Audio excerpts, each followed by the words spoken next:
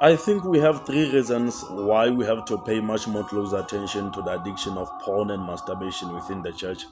The first reason, of course, is it is not a new problem. The first reason, of course, is because this is not a new problem. It is something that you can trace since from back from early church.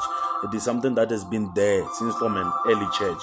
From the writings of St. Augustine, in his work of marriage, we can see that he mentioned masturbation as a form of self-pollution, meaning he considered it as a sin. Since from an early church, since from early church fathers, he see masturbation as a self-pollution, meaning whenever one masturbates, he self-pollute himself, and that it is a sin. And a second church father who wrote about it is St. Thomas Aquinas in his work on Theologica, in Summa Theologica. He mentioned masturbation as a venal sin, meaning it is a lesser sin, an opposite of a vital one. So it is a venal sin, but the early church fathers, all of them, they considered masturbation as a sin, meaning it is not an issue of whether it is a sin or it is not a sin. We are beyond that argument and debate. Masturbation, it has been considered as a sin since from an early church till today.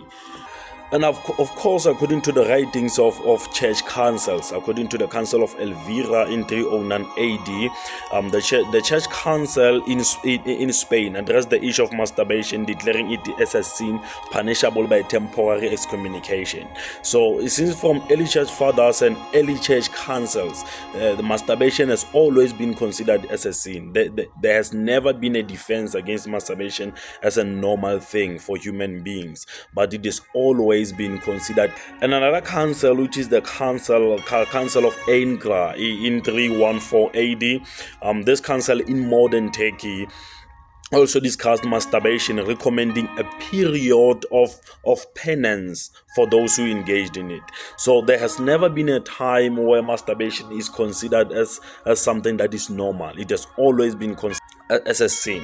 The second reason why I think we have to pay much more close attention to this sin is because of the statistics. Statistically speaking, there are about 63% church-going men who have acknowledged that they have watched porn more regularly, and about 50% of pastors have also admitted that they have watched porn more regularly.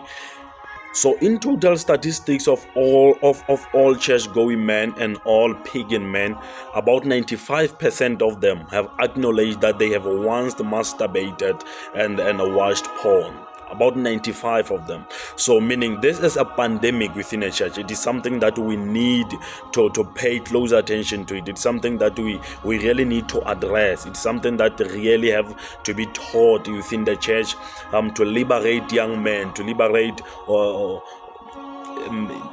older men and mature men, young men, adult men, to be liberated and to walk in freedom from this addiction. And the third reason, of course, I think is because of this sin. Unlike other sins, it doesn't expose its victim. So other sins can have a tendency of exposing its victim. Someone who is addicted in drunkenness will eventually be exposed by the sin, and someone who is to drugs will eventually be exposed by the sin. But this sin, unlike all of those sins, it is different. It is different. It is very secretive, and it doesn't expose one. So it drives more in darkness. It drives more in secrecy. It drives more where people don't know. At least it's you and God and the devil who know that you are participating in this sin. So because of that, it is not easy for people to put more efforts to break out of this sin. More people can't put more efforts to be loosed.